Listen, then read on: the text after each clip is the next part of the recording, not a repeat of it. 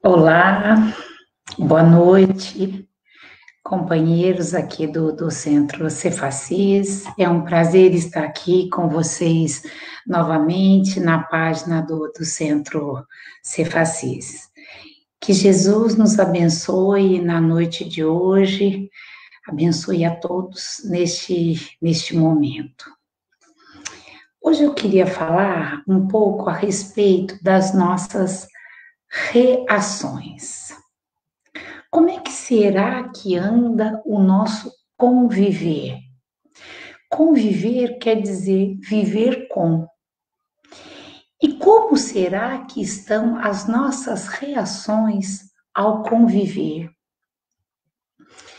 Conta a lenda que um jovem quis se isolar num mosteiro, porque ele estava precisando se conectar com Deus, ele queria fazer uma reflexão e ele foi atendido.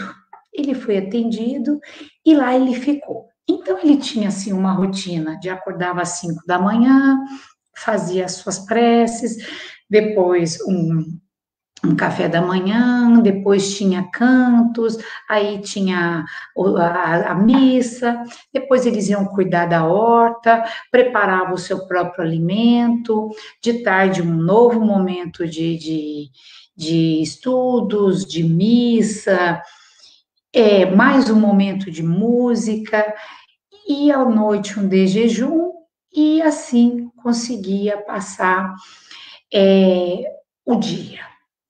E essa rotina se transcorreu por mais ou menos uns 2 a 3 anos. E ele achou então que ele tinha encontrado essa conexão com Deus, porque ele estava muito tranquilo, porque ele estava muito cordato, ele conseguia conviver com os colegas de uma forma muito serena. Então ele achou que já estava apto a poder voltar e conviver com a sua própria comunidade.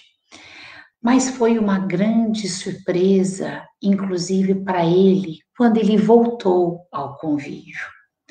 Porque ele começou a perceber reações nele mediante a atitude dos outros.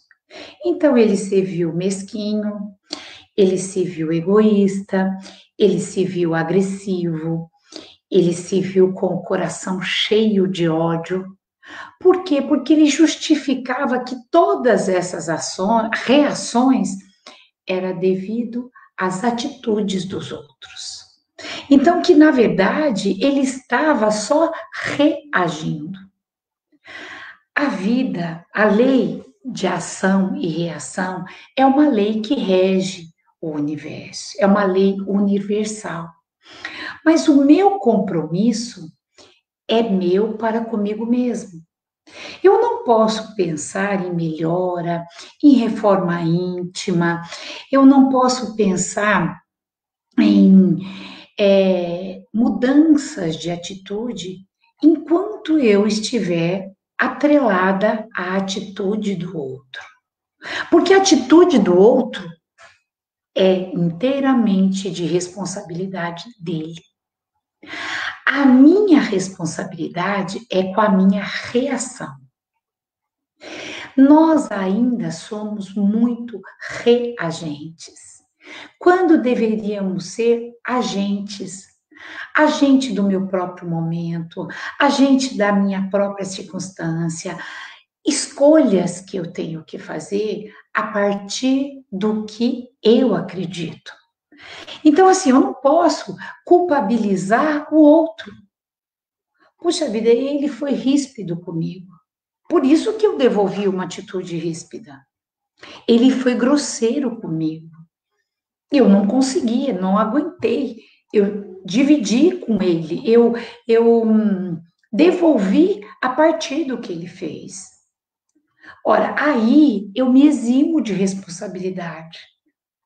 A minha responsabilidade, a exemplo de Jesus, que disse: oferece a outra face, não é reagir, e sim agir, mas agir de forma diferente, porque o outro já errou.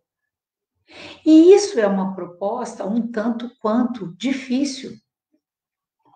A exemplo de quem convive com a gente, e a exemplo do próprio monge que eu citei no início, ele estava achando que ele estava apto, mas ele ainda não tinha educado, ele ainda não tinha domado esse ser ainda instintivo que há dentro de nós. Ele ainda não tinha permitido que a educação se internalizasse a tal ponto de conseguir modificar a sua atitude. Porque o conhecimento, é, ele está para todos.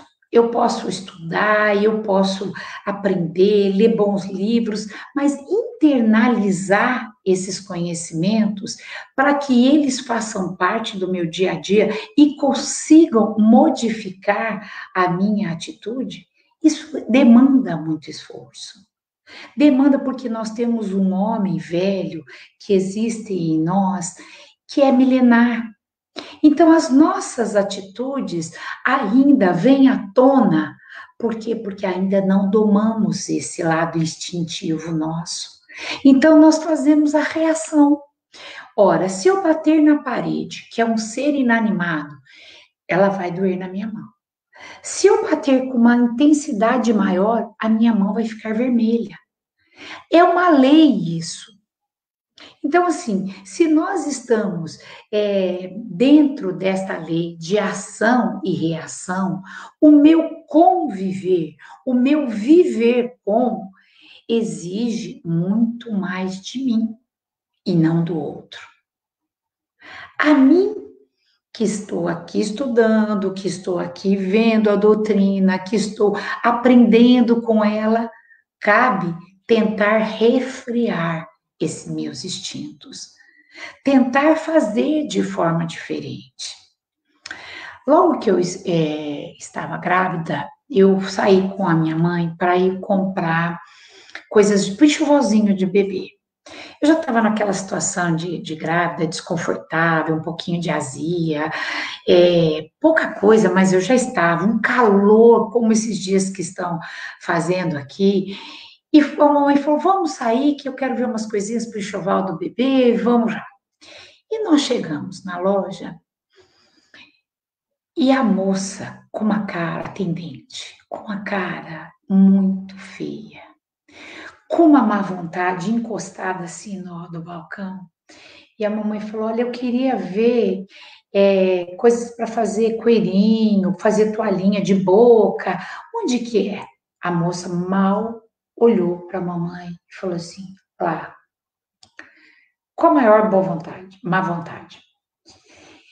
Eu olhei para a mamãe, eu falei: mãe, vamos deixar para outro dia? Vamos para outro lugar ou procurar uma outra atendente? A moça veio ao nosso encontro, essa mesma moça com essa cara feia. A moça olhou para a mamãe, olhou para ela. Nossa, como você fica bonita sorrindo? A moça sorriu. Eu não acreditei. Eu não acreditei. Que mudança. A moça sorriu. Dali, ela passou a atender-nos com a maior cordialidade, com a maior educação. E eu aprendi o como eu posso interferir também na atitude do outro. A minha primeira atitude foi: vamos sair dessa loja, não vamos ficar com ela, ou vamos trocar de atendente, já que ela está com uma má vontade incrível. E o que minha mãe fez? A minha mãe trocou, a minha mãe modificou o padrão vibratório, a minha mãe desarmou a moça nessa circunstância. A moça nem sorriu. E ela simplesmente falou: nossa, você fica tão bonita sorrindo. Confesso que eu tive uma aula aquele dia, literalmente uma aula. Que realmente, se eu for me basear pela atitude do outro, eu vou agir tal qual. Porque ainda nós temos esses sentimentos. Nós temos um sentimento de condescendência para conosco que é muito forte. A gente acha que nós não merecemos, a gente acha que nada justifica ser maltratado, e não justifica mesmo, não está equivocado isso. Só que eu não posso, eu não tenho esse poder, eu não tenho essa, esse domínio de mensurar, de cuidar da atitude do outro, mas eu tenho a responsabilidade de arcar sobre as minhas atitudes. Quando estávamos no centro, aqueles que frequentavam o centro Cefacis presencialmente, que conheciam como era tão agradável ver o convívio naqueles corredores, subindo escada, descendo escada, bom dia, boa tarde, boa noite, ou como vai, tudo bem? Uma cordialidade, eu diria até impecável. Mas que dificuldade é levar o centro para o nosso dia a dia. Que dificuldade é levar o aprendizado, é levar as reflexões, levar o código de ética, de estética moral, que é o próprio Evangelho, para o nosso dia a dia. É muito, muito, muito difícil. Uma vez uma aluna me disse que assim, ela conseguia ficar tão bem nos dias de reunião. Ela me disse assim: eu venho às quintas e venho aos domingos ao centro. E eu percebo que eu fico muito tranquila nesses dias. E eu queria ficar mais dias tranquila. Eu queria ficar com essa paz que o centro me proporciona. E aí a gente foi chegando a essa reflexão de que a dificuldade é realmente grande, levar o centro para o nosso dia a dia, levar a doutrina para o nosso dia a dia. Mas é um exercício. Santo Agostinho nos propôs uma reforma íntima por dia, porque ele já sabia da natureza humana, ele já sabia o quão difícil é mexer na natureza humana que está há muito tempo dentro de nós. Então, pensar em modificar uma vida, como foi Paulo de Tarso, como foram outros grandes vultos numa única vida e com tamanha modificação, isso é para poucos. Mas nós podemos seguir esse exemplo e tentar essa modificação dia após dia. Como hoje eu consegui reagir? Como eu consegui reagir com um familiar que me foi grosseiro? Como eu consegui reagir com um chefe que foi indelicado, para não dizer grosso comigo? Como eu reagi às vicissitudes, aos desabores do dia a dia, as contas que tenho para pagar e que muitas vezes estou em situação difícil, ao trabalho que não está fluindo, as minhas dores físicas, que também fazem parte do meu aprendizado, como eu estou conseguindo conviver com tudo isso e quais são as minhas reações? Quais são as minhas reações e o que elas impactam no outro? Lembra da atendente? Lembra da postura da mamãe? A minha reação pode impactar uma reação desastrosa. Porque quando um não quer, dois não brigam, já diz o ditado. Então, eu não posso responsabilizar ele por essas atitudes, mas eu posso me exercitar. Eu posso me exercitar um pouquinho de cada vez. É difícil? É muito difícil.